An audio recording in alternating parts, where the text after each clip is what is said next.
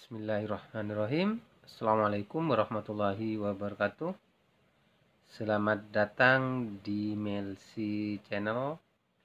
Ini adalah video perdana saya, perdana kami. Mudah-mudahan video ini bermanfaat bagi semuanya, yaitu pembahasan latihan soal PAS tema 1 kelas 4 terbaru 2020. Baik, untuk soal yang pertama kita mulai. Keberagaman yang ada merupakan kekayaan bangsa. Contoh sikap menghargai keragaman adalah. Kata kuncinya di sini adalah menghargai keberagaman. Yang A, mengganggu agama lain yang sedang beribadah. Yang B, membiarkan orang lain yang sedang kesusahan. Yang C, bermain bersama teman yang berlainan suku. Yang D, membantu teman yang satu kampung. Di sini yang diminta, saya ulangi sekali lagi, adalah contoh sikap menghargai keberagaman. Jawaban yang paling benar adalah yang C, bermain bersama teman yang berlainan suku. Artinya tidak boleh membeda-bedakan teman. Nomor 2, sikap persatuan dan kesatuan dalam keberagaman harus kita jaga. Sikap yang menunjukkan persatuan dan kesatuan adalah, kata kunci di sini adalah sikap yang menunjukkan persatuan dan kesatuan. Yang A, ikut membantu teman yang salah. B, mengganggu agama lain saat beribadah. C, membiarkan tetangga yang terkena musibah. Yang D, berteman dengan teman yang berbeda suku. Jawaban yang paling benar adalah D, berteman dengan teman yang berbeda suku. Kita lanjut. Berikutnya ada sebuah bacaan. Bacalah teks berikut. Di dalam bacaan ini terdiri dari 4 kalimat di dalam paragraf ini. Saya bacakan. Bangsa Indonesia merupakan bangsa yang beraneka ragam karena masyarakatnya terdiri dari suku bangsa dengan budayanya, upacara, agama, pakaian, bahasa, dan lain-lain, masing-masing berbeda. Oleh karena itu, di Indonesia berkembang berbagai budaya lokal yang berbeda-beda satu dengan lainnya. Budaya lokal itu merupakan budaya nasional, sehingga keseluruhan budaya lokal yang berkembang masyarakat Indonesia merupakan budaya nasional bangsa Indonesia. Pertanyaannya adalah, gagasan pokok pada teks tersebut adalah. Coba saya kembalikan sebentar, mana yang menjadi gagasan pokok di sini. Bangsa Indonesia, di sini ada berbagai budaya yang ketiga sehingga menjadi sebuah budaya lokal menjadi nasional, dan keseluruhan yang lokal merupakan bangsa Indonesia. Kira-kira yang menjadi pokok bahasan di sini adalah yang A, kekayaan bangsa Indonesia. B, keberagaman bangsa Indonesia. Yang C, kekhasan bangsa Indonesia. Yang D, keutuhan bangsa Indonesia. Jawaban yang paling benar adalah keberagaman bangsa Indonesia. Yang salah satunya adalah keberagaman dari suku. Ada ini. Nah, ini ya. Baik, kita lanjut. Yang nomor 4. Gagasan pendukung pada bacaan di atas adalah. Kalau tadi ini terdiri, saya kembalikan dulu. Di dalam bacaan ini terdiri dari 4 kalimat. Ternyata di dalam bacaan itu ada gagasan pokok dan ada gagasan pendukung. Baik, nanti agar lebih lanjut saya bahas lebih mendalam lagi bahwa tadi bahwasannya gagasan pokoknya ada di kalimat yang pertama, berarti untuk gagasan pendukungnya terdiri dari kalimat yang kedua, 3, dan 4. Kita coba mana yang termasuk di situ. Berarti yang ada angka 1 di kalimat 1 ini salah, berarti jawaban yang betul adalah yang C, nomor 2, 3, dan 4. Coba yuk lihat pembahasannya. Gagasan pokok dan gagasan pendukung. Apa sih sebetulnya gagasan pokok itu? Bisa disebut dengan ide pokok, ada gagasan utama. Ini adalah yang menjadi sebuah topik pembahasan dalam sebuah paragraf. Ya, di dalam sebuah paragraf tadi sudah dijelaskan, nih ada ide pokok atau gagasan pokok atau bisa disebut gagasan utama yang juga di dalam paragraf itu terdapat kalimat penjelas. Ide pokok ini sebagai topik pembahasannya, sedangkan kalimat penjelas berfungsi untuk menjelaskan topik tersebut.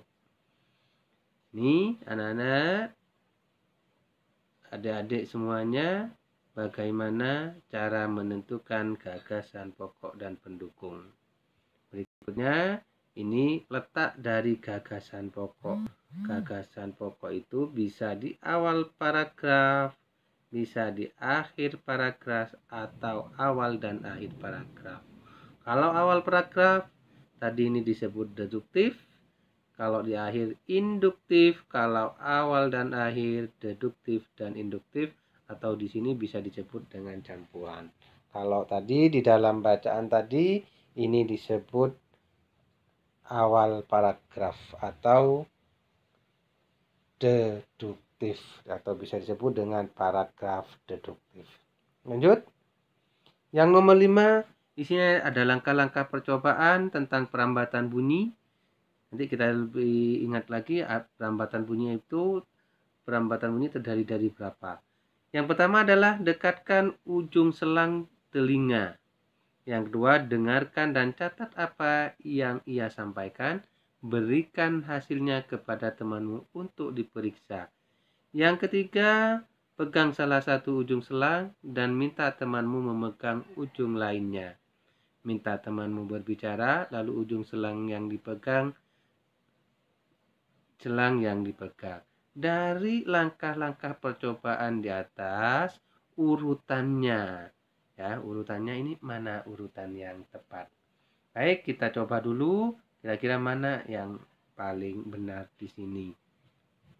Yang pertama adalah apakah dekatkan ujung selang ke telinga, dengarkan catat, pegang salah satu ujung, minta temanmu untuk mencatatnya.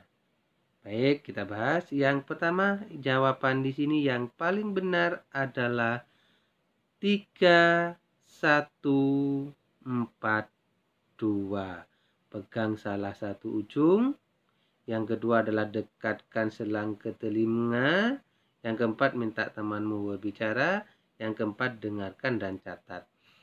Ya, jawaban yang paling benar adalah ini jawabannya yang C.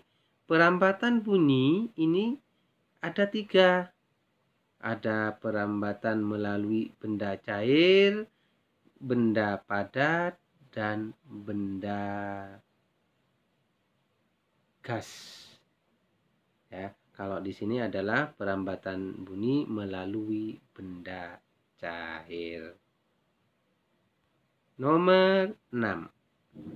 Gaung adalah bunyi pantul yang terdengar hampir bersamaan dengan bunyi asli sehingga terpantul berulang-ulang. Untuk menghindari terjadinya gaung, maka dinding ini dilapisi.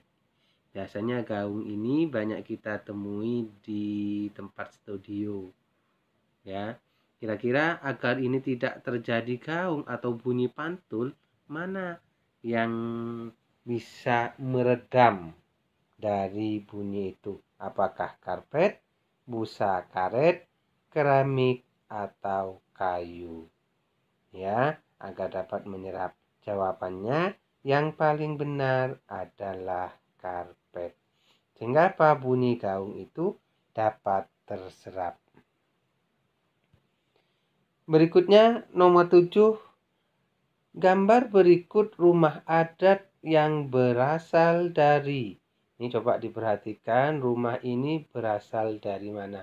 Apakah Jawa Barat, Sumatera Barat, Sumatera Utara, DKI Jakarta?